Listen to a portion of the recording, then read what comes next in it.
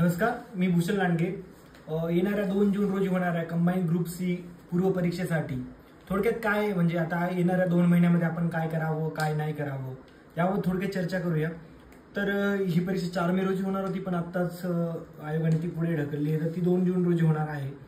तर आपल्यापैकी सगळ्यांनीच ग्रुप बी चा जो पेपर 2 फेब्रुवारी रोजी झाला तो दिलेलाच असेल.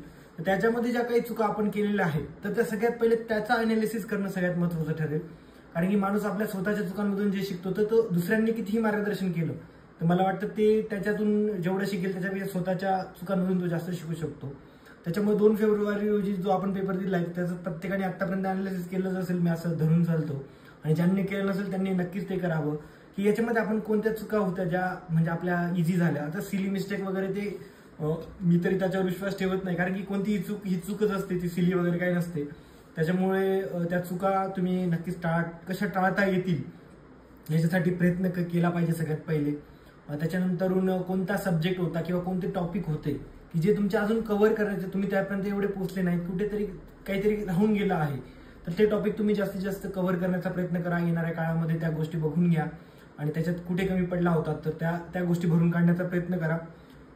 त्याच्यानंतर कंबाईनची परीक्षा जर आपण म्हटली तर याच्यात सगळ्यात कंबाईन परीक्षेची सगळ्यात मोठी डिफिकल्टी लेवल हीच असते काय की ही मी प्रत्येक वेळा बोलतो की 60 मिनिटांमध्ये आपल्याला 100 प्रश्न सोडवायचे आहेत. आणि 60 मिनिटात 100 प्रश्न सोडवायचे, त्यातल्या त्यात आपल्याला 20 प्रश्न हे मॅथ्स अँड रिझनिंगचे आहेत. त्यामुळे 20 मिनिटाला 20 प्रश्न आपण मॅथ्स अँड रिझनिंगसाठी लागतात म्हणजे लागतात. सो मग उरलेले 40 मिनिटांमध्ये आपल्याला 80 प्रश्न सोडवायचे आहेत.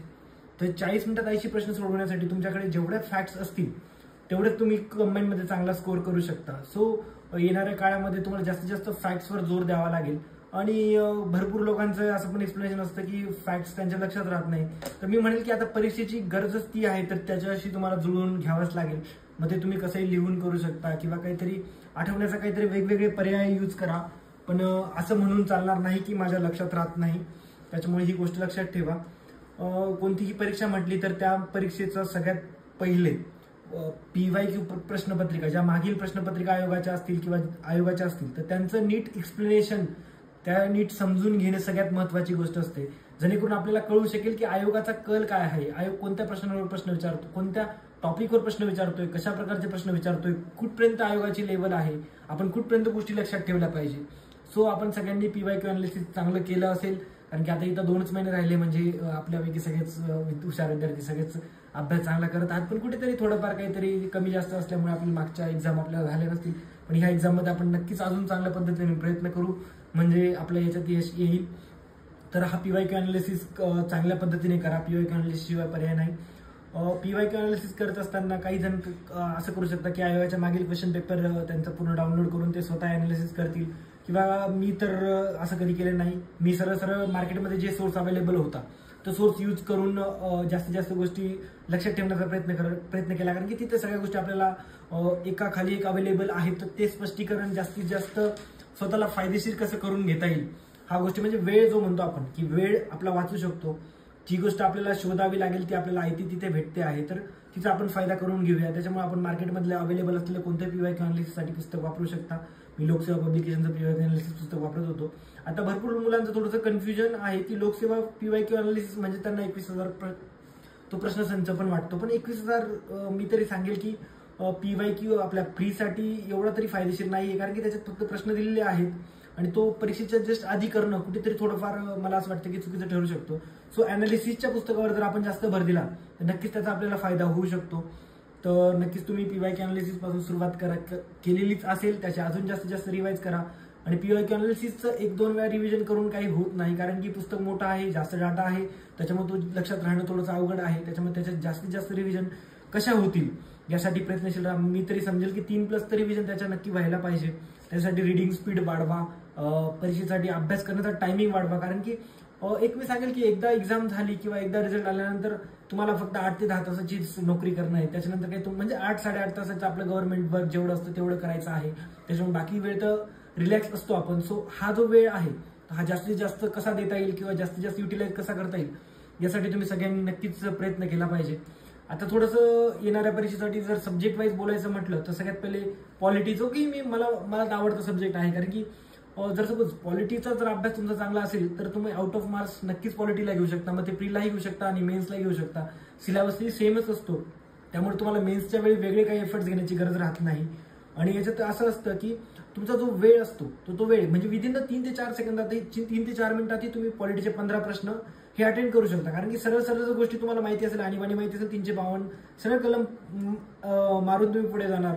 सो ह्या गोष्टी अशा आहेत की फॅक्ट्स जर पॉलिटीचे तुम्हाला चांगला माहिती असेल तर याचा डबल बेनिफिट होतो, तुम्हाला चांगले मार्किंग मिळतात आणि जो वेळ असतो तो वेळही तुम्हाला चांगल्या पद्धतीने पॉलिटीमध्ये मॅनेज करता येऊ शकतो.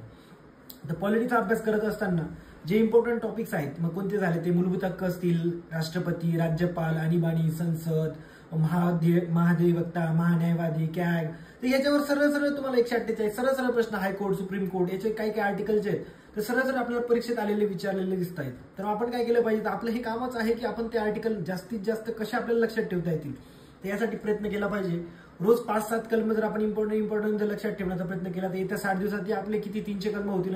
म्हणजे जे सगळे करणं अपेक्षित नाहीच आहे, तर जे इम्पॉर्टंट आहेत तेही नक्कीच चांगल्या पद्धतीने कव्हर होऊन जातील. सो तुम्ही सगळ्यांनी अशा पद्धतीने पॉलिटीचा अभ्यास केला तर नक्कीच फायदा होईल. जर तुमच्या लायब्ररीमध्ये 2-3 चौघांचा ग्रुप असेल तर डिस्कशन पॉलिटीच्या बाबतीत करू शकता.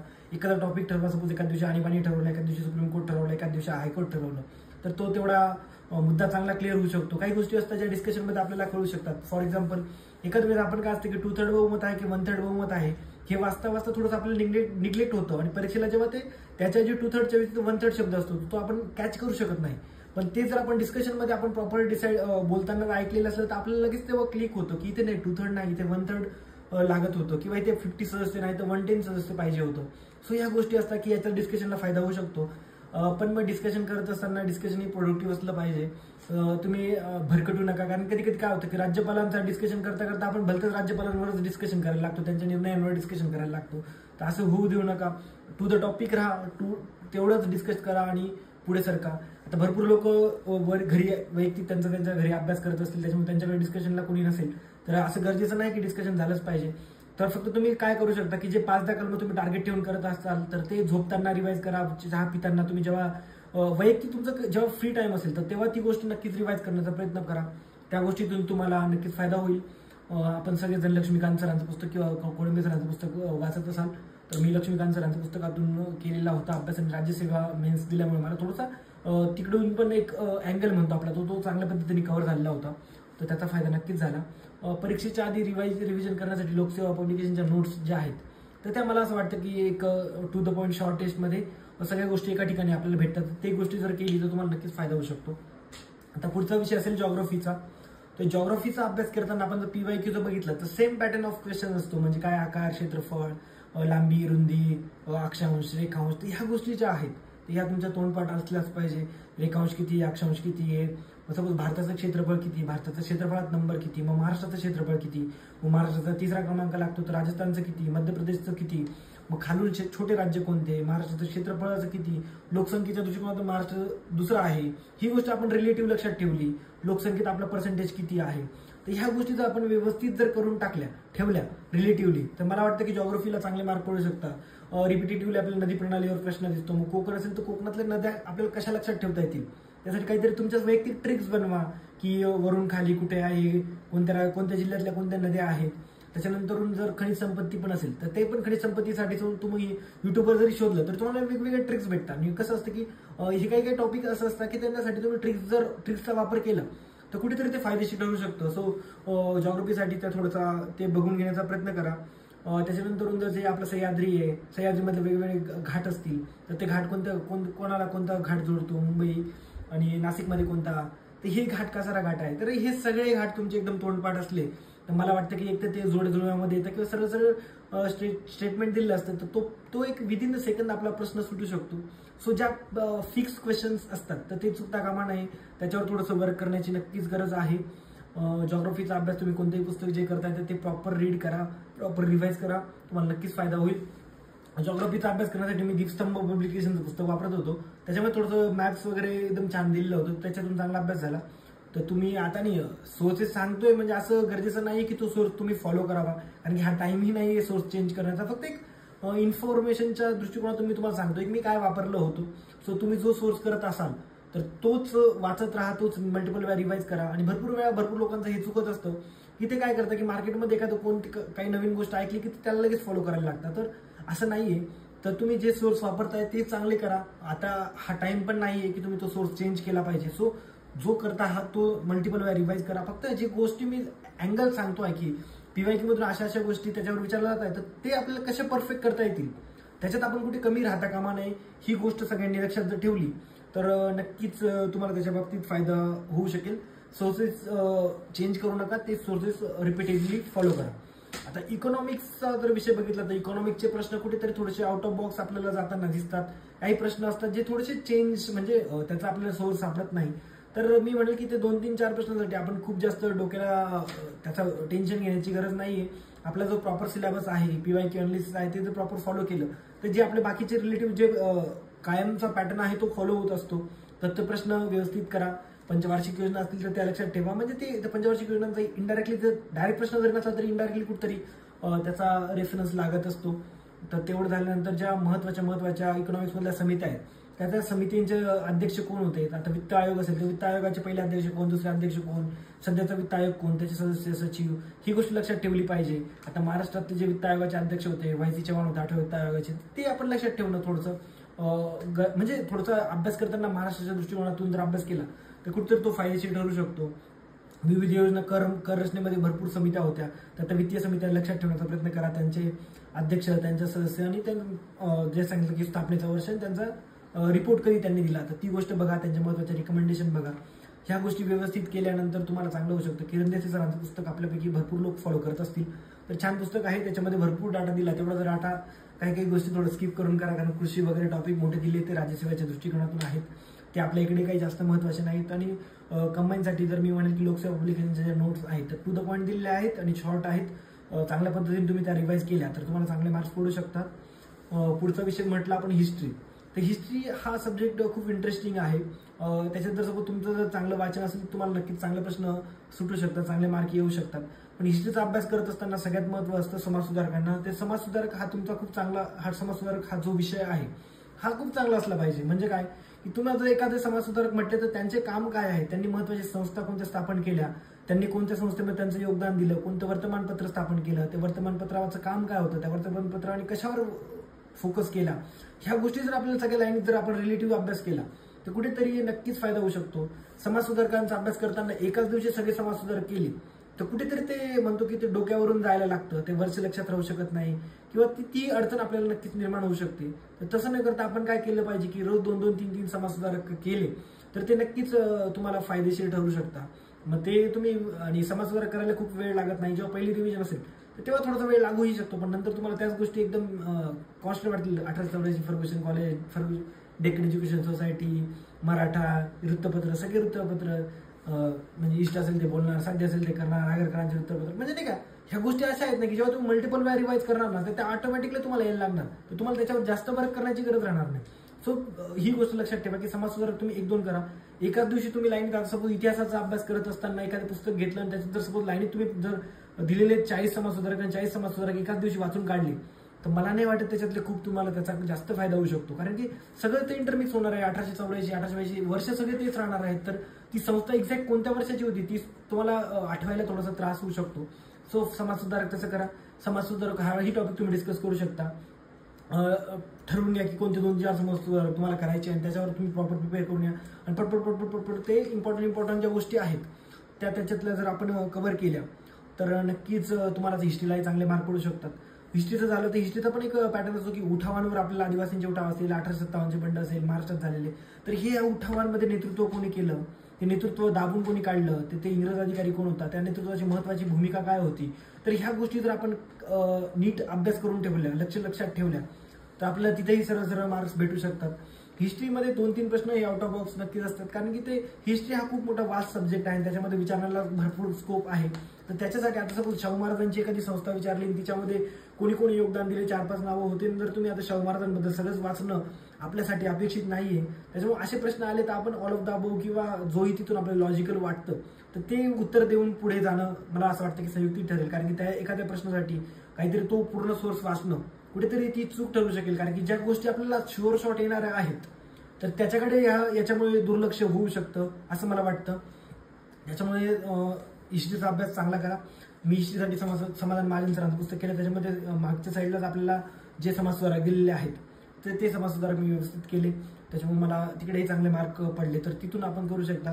तुमच्याकडे जेही सोर्स असेल तो तुम्ही चांगला करा, पण समाजसुधारकांवर थोडा जोर द्या. कधी कधी काय असतं की आता आपल्याला असं वाटतं की मागच्या परीक्षेला 2 समाजसुधारकांवर प्रश्न आले, पण हिस्ट्री हा कुठेतरी म्हणजे रिलेट होताना सपोज एखादी चळवळ जरी असली असहकार चळवळ, तर ती कुठेतरी गांधीजींच्या रिलेट होती आहे. म्हणजे मग काय आपण गांधीजी कव्हर केले म्हणजे त्यांच्या चळवळी कव्हर झाल्या. सो ही गोष्ट असते की कुठेतरी त्याचं समाजसुधारकांचं ते रिलेशन कुठेतरी म्हणतो ना आपण की येऊनच जातं. त्याच्यामुळे त्या दृष्टिकोनातून व्यक्तिनिष्ठ जर आपण हिस्ट्रीचा अभ्यास केला तर तो तुम्हाला चांगला फायदेशीर ठरू शकतो. पुढची गोष्ट बोलायची झाली करंट बाबत, तर करंटचा विषय असा आहे की करंटला आता इथं 2 फेब्रुवारीला जो पेपर झाला त्याच्यामध्ये थोडंसं करंट अवघड होतं, पण याचा अर्थ असा नाही की तुम्ही करंटला दुर्लक्ष करणार. कारण की करंट ही अशी गोष्ट आहे की ती तुम्हाला म्हणजे जर मल्टिपल वेळा रिवाइज केलं, कोणीतरी एक चांगला सोर्स फॉलो केला तर त्या गोष्टी आठवतात. फक्त पुस्तक वाचत असताना आता सपोज करंटसाठी आपण सिम्प्लिफाईड किंवा परिक्रमा यूज करत असतो, तर सिम्प्लिफाईड करत असताना त्याच्यामध्ये जी इम्पॉर्टंट इव्हेंट असेल तर इव्हेंटच्या महत्त्वाच्या ज्या 2-4 गोष्टी असतील त्याच करणं लक्षात ठेवणं अपेक्षित आहे. नक्की पूर्ण 2 पेजेसवरती जर एखादा हायलाइटेड न्यूज जर आली असेल तर ते 2 पेजेस आपण लक्षात ठेवू शकत नाही. तर एखादं G20 परिषद बद्दल आलं तर G20 परिषद झाली कुठे, त्याच्या आधीची कुठे होती, पुढे कुठे होणार आहे, तिचं अध्यक्षपद कोणी भूषवलं, ती दिल्लीला होती, तिचं घोषवाक्य काय होतं, ह्या महत्त्वाच्या 4-5 गोष्टी आपण लक्षात ठेवल्या आणि तिच्यामधली एखादी महत्त्वाची घटना काय झाली, सपोज आपण आफ्रिकेला आता त्याच्यात ऍड करून घेतलं, तर हे आपलं लक्षात ठेवणं प्राईम एम असेल. ह्याच्या व्यतिरिक्त बारीक बारीक गोष्टी त्यामध्ये याचा पंतप्रधान काय बोलला किंवा काय बोलले आणि ती गोष्ट आपण लक्षात ठेवण्याचा प्रयत्न केला तर कुठेतरी ते लक्षातही राहणार नाही आणि परीक्षेमध्ये ते प्रश्न सपोज जर असा G20 वर एवढ्या इनडेप्थ जर प्रश्न विचारला तर मला वाटतं की तो एक्झाम सेंटरचा एक असेल की त्याला पूर्ण मार्क आपल्याला घेऊ द्यायचे नाहीत, त्याच्यामुळे त्यांनी एवढा इनडेप्थ प्रश्न विचारलेला आहे. तर ती गोष्ट आपण चुकणारच आहोत, त्याच्यामुळे त्याच्यासाठी जास्त डोकं लावण्यात काही अर्थ नाही. सेम इकॉनॉमिक बजेट आपल्या आर्थिक पाहणी अहवालामध्ये किंवा बजेटमध्ये असतं, तर एखाद्या गोष्टीसाठी एकदम क्षुल्लक नाही का की एखाद्या सिंचन प्रकल्पावर किती रुपये खर्च केला असा प्रश्न किंवा त्या हायलाइट्समध्ये किंवा लाईनमध्ये मल्टी लाईनमध्ये जर तो दिलेला आहे की 4,000 कोटी रुपये त्यांनी एकीकडचा सिंचन प्रकल्पावर केला, तर मला असं वाटतं की ही गोष्ट लक्षात आपण ठेवू नाही शकत. कारण की कितीही प्रकल्प, किती मोठा आर्थिक बजेट असतो, किती मोठी पाहणी असते. सो हे प्रश्न असतात की हे प्रश्न कुठेतरी लॉजिकल किंवा आपण म्हणतो की एक डायरेक्ट आपण परीक्षेलाच ते टॅकल करू शकतो. सो करंटचा अभ्यास करताना डेली बेसिसवर अभ्यास करा. जेही पुस्तक फॉलो करतो ते फॉलो करा. मार्केटमध्ये येणाऱ्या प्रत्येक गोष्टीसाठी धावपळ करू नका, कारण की नवीन नवीन गोष्टी आपल्याला दिसत असतात, भेटत असतात, कोणीतरी चर्चा करत असतं. तर आपण असं अपेक्षित नाहीये की लगेच आपण त्या गोष्टीकडे जावं, त्याचे युट्यूबवर बघावं. तर आपण फक्त जो आपला प्रॉपर सिलेबस आहे त्याच्याशी प्रॉपर जो आपण वाचतोय सिम्प्लिफाईड म्हणून प्रॉपर हायलाइट करतोय किंवा जे हेडलाईन्स आपण वाचतोय ती हेडलाईन हायलाइट करून मल्टिपल वेळा ती हेडलाईन्स वाचली तर ती गोष्ट एकदम परफेक्ट लक्षात राहते की ही गोष्ट इथे झाली, ओके, आपल्याला तो उत्तर येऊन आपण पुढे चालत असतो. सो करंट डेली बेसिसवर तुम्ही 1 तास केलं पाहिजे, मी असं तुम्हाला नक्की सजेस्ट करेल, कारण की हे मार्क पण खूप महत्वाचे आहे. त्याच्यानंतर मॅथ्स अँड रिझनिंग. आता भरपूर जणांची समस्या असते की मॅथ अँड रिझनिंगला त्यांना चांगले मार्क पडत नाही, पण मी म्हणेल की मॅथ्स अँड रिझनिंग आपण जेवढा वेळ हिस्ट्री, जॉग्राफी, पॉलिटी, इकॉनॉमिक्सला देत असतो तर तेवढा वेळ आपण कधीच मॅथ्स अँड रिझनिंगला देत नाही. त्याच्यामुळे आपण त्याच्याकडून असं असतं की आपण इनपुट न देता आउटपुटची अपेक्षा त्याच्याकडून करत असतो, त्याच्यामुळे कुठेतरी मॅथ्स अँड रिझनिंगला कमी मार्क पडत असतात. तर मॅथ्स अँड रिझनिंगची गोष्ट अशी आहे की मॅथ्स अँड रिझनिंगला जेवढी तुम्ही प्रॅक्टिस करणार, मल्टिपल वेळा प्रॅक्टिस करणार, तेव्हा तुम्हाला तो सब्जेक्ट तुम्हाला यायला लागेल, भेटायला, म्हणजे त्याच्यात तुम्हाला ते प्रश्न सुटायला लागतील. सो मॅथ्स अँड रिझनिंगसाठी तुम्ही जास्तीत जास्त प्रॅक्टिस केली पाहिजे.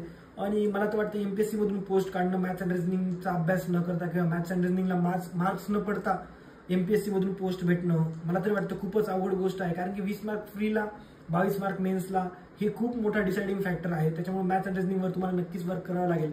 आणि प्री आणि मेन्ससाठी काही सिलेबस वेगळा नाहीये, त्याच्यामुळे प्रीचा जर तुमचा चांगला तुम्ही प्रीला करून ठेवलं तर तुम्हाला इनडायरेक्टली मेन्ससाठी तुम्ही एक पाऊल पुढे चालता. त्याच्यामुळे मॅथ्स डेली 1-2 तास केलंच पाहिजे. आता 2022च्या आधी जे मेन्सचे पेपर असायचे STIS वैयक्तिक तर त्याच्यातलं मॅथ्स थोडंसं हार्ड लेवल आहे, तर ते पेपर न बघता 2023चा जो प्रीचे पेपर झाले, 2023चा मेन्सचा ग्रुप बीचा मेन्सचा पेपर, ग्रुप सीचा मेन्सचा पेपर, परत आता 2024 झालेली कंबाईनची प्री, समाज कल्याणचे पेपर, तर ह्या गोष्टी जर आपण व्यवस्थित करून ठेवल्या, याच्यामध्ये जे मॅथ्स आलं होतं, रिझनिंग आलं होतं, तर हे प्रश्न कव्हर करत असताना यांच्या आजूबाजूचे प्रश्न किंवा ह्या टाईपचे प्रश्न, सगळे प्रश्न जर आपण करून ठेवले तर नक्कीच आपला चांगल्या पद्धतीने सिलेबस कव्हर झालेला असेल. त्याचबरोबर मॅथ अँड रिझनिंगचा अभ्यास करत असताना सचिन ढवळे सरांचं छान पुस्तक आहे, ते पुस्तक छान सोडवलं आणि कंबाईनच्या परीक्षेपूर्वी सर ऑनलाईन युट्यूबवर सिरीज घेत असतात की अशा प्रकारचे प्रश्न येऊ शकतात, किंवा ती सिरीज तुम्ही नक्की फॉलो करा, ती बघत राहा. युट्यूबवर तुम्हाला लेक्चर भेटतील. त्याच्यातले भरपूर क्वेश्चन नाही का, जो पॅटर्न असतो ना तो आयोगाच्या कुठेतरी आयोगाला लागणारा किंवा आयोगाची जी गरज आहे तशा प्रकारचा पॅटर्न सर घेत असतात. तर ते प्रश्न नक्की बघा, त्याच्यातूनही तुम्हाला नक्कीच फायदा होईल. अशा प्रकारे जर तुम्ही चांगल्या पद्धतीने सगळा सिलेबस कव्हर केला तर येत्या कंबाईन परीक्षेला तुम्हाला नक्कीच चांगले मार्क मिळतील असं मला वाटतं. शेवटी येणाऱ्या काळच ठरवेल की तुम्ही किती, म्हणजे आता कसं असतं की शांततेच्या काळात जर तुम्ही घाम गाळला तर युद्धाच्या काळात रक्त सांडावं लागत नाही म्हणतात. तर हा काळ जो आहे हा खूप चांगल्या पद्धतीने वापर करा. वेळेचा युटिलायझेशन म्हणजे म्हणतो आपण की एक मिनिट तुम्हाला कसा वापरता येईल याच्यासाठी नक्कीच प्रयत्न करा. हार्डवर्क तर करणं मस्ट आहे, पण स्मार्ट वर्क त्याच्यासोबत कसं करता येईल, त्याला हार्डवर्कला स्मार्टवर्कची जोड कशी देता येईल याच्यासाठी प्रयत्न करा. कन्सिस्टन्सी ठेवा. म्हणजे आता येणाऱ्या काळामध्ये कुठेतरी दुर्लक्षित होऊ नका. कुठेच काही इव्हेंट्स असतील कोणत्याच गोष्टीकडे लक्ष न देता जर तुम्ही चांगला अभ्यास केला तर नक्कीच चांगले मार्क पडू शकतात. शेवटी हार्डवर्क म्हणजे म्हणता नाही का, जो मेहनत घेईल त्यालाच यश मिळेल. कॉम्पिटिशन खूप जास्त आहे, त्याच्यामुळे कॉम्पिटिशनचा नक्कीच डोक्यात विचार आपल्या असला पाहिजे. तर येणाऱ्या कंबाईनच्या पूर्वपरीक्षेसाठी तुम्हाला खूप खूप शुभेच्छा. म्हणजे ग्रुप बीची ची एक्झाम झाली आहे तेव्हा मला सायन्सला 0 मार्क पडला. सायन्स कुठेतरी कंबाईन परीक्षेमध्ये आहे की नाहीच असंच मला वाटतं. त्याच्यामुळे आताही मी सायन्स स्किप, म्हणजे सायन्स बोलता बोलता मी लिहिलं पण सायन्स बोलण्याचं राहून गेलं. तर सायन्सबद्दल बोलायचं झालं तर 11-12ला माझा सायन्स बॅकग्राऊंड असल्यामुळे थोडासा तो फायदा मला सायन्सच्या बाबतीत झालेलाच आहे. तर सायन्सचा अभ्यास करत असताना जे PYQ अनालिसिस आहे, सगळ्यात पहिले तर PYQ अनालिसिसवर तुम्ही जास्तीत जास्त जोर द्यावा. कारण की काही जे प्रश्न असतात की व्हिटॅमिन A असेल, व्हिटॅमिन B असेल, किंवा जे वेगवेगळे रोग असतील, आजार असतील, त्याच्यासाठी कोणता असतो, डेंग्यू असेल तर एडिस इजिप्ती माशीमुळे होतो. तर हे फॅक्टर्स म्हणजे कोणत्या रोगांमुळे कशामुळे होतं, तर जसं सपोज 2 किंगडम क्लासिफिकेशन असेल, 3 किंगडम कोणी केलं, तर ह्या गोष्टीच्या बेसिक गोष्टी आहेत. ह्या एकदम नॅशनल क्लासिफिकेशन कोणी केलं, तर हे आपण एकदम परफेक्ट लक्षात ठेवूया. फिजिक्सच्या काही गोष्टी तर रिफ्रॅक्शन, डिफ्रॅक्शन, केमिस्ट्रीच्या काही महत्वाच्या ज्या गोष्टी आहेत तरी ह्या PYQ मधून आपण चांगला बघून घ्याव्या. त्याच्यानंतर सचिन बस्केकरांचं पुस्तक आपण जनरली करत असतो, तर ते केलं तर नक्कीच फायदेशीर ठरू शकतं. पण मी तर सजेस्ट करेन की जोपर्यंत PYQ अनालिसिस तुमचं परफेक्ट होत नाही तोपर्यंत सायन्ससाठी एक्स्ट्रा सोर्सेस वापरणं कुठेतरी चुकीचं ठरेल. कारण की जो आउटपुट म्हणतो आपण की, कारण की विचारण्याचा स्कोप खूप सायन्सच्या बाबतीत कसं असतं की जर सपोज बायोलॉजी जर म्हटलं आपण तर बायोलॉजीमध्ये ते काहीही विचारू शकतात. सो आपण प्रिपेअर पहिले तर याच्यासाठी केलं पाहिजे की PYQ अनालिसिसमध्ये काय आलेलं आहे, काय कव्हर झालेलं आहे, त्या गोष्टी आपण एकदम परफेक्ट लक्षात ठेवून बाकीच्या गोष्टी केल्या तर नक्कीच फायदा होऊ शकतो.